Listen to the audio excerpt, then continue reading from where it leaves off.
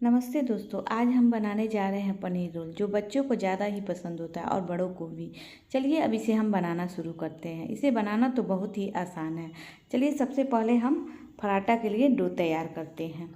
सबसे पहले हम एक बाउल लेंगे और उसमें आधा चम्मच के करीब हमने चीनी ले लिया, आधा चम्मच मीठा सोडा और स्वाद अनुसार नमक हमने ले लिया है और आधा 1 चम्मच के करीब हमने रिफाइन को लेकर इस तरह हल्के हाथों से मिलाते हुए थोड़ा थोड़ा पानी डालकर इस तरह से हमने डो तैयार कर लिया है।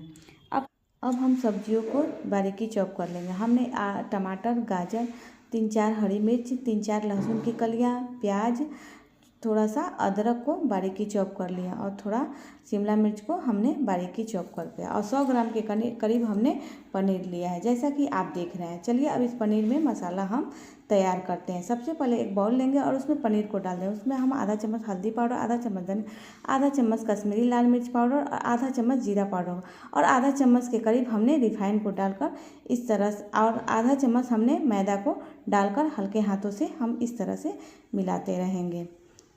अब उसमें स्वाद अनुसार उसमें हम आधा चम्मच नमक को डालकर इस तरह से मिक्स कर लेंगे। इस तरह से हमारा पनीर का मसाला तैयार। अब हम गैस के फ्लेम पर पैन को चढ़ाएंगे और पैन थोड़ा गर्म हो जाए तो उसमें 2 चम्मच के करीब हमने रिफाइन को डाल दिया है। अब हम अदरक लहसुन का बारीकी चॉप किया हुआ डाल देंगे और प्याज को डालकर कुछ इस तरह से 1-2 मिनट तक हम भून कर तैयार कर उसे मीडियम फ्लेम पर ही भूनेंगे। अब उसमें हरी मिर्च को डालकर इस तरह से भूनकर 1-2 बार भूनेंगे और उसमें सारी सब्जियों को हमने डाल दिया है। इस तरह से भूनते हुए 1-2 मिनट तक भूनते हुए हम भून लेंगे। अब हम पनीर का जो मसाला तैयार किए थे अब उसमें मीडियम फ्लेम पर इस तरह से हम भून लेंगे। 1-2 मिनट भूनने के बाद अब उसमें हम टोमेटो केचप डाल देंगे।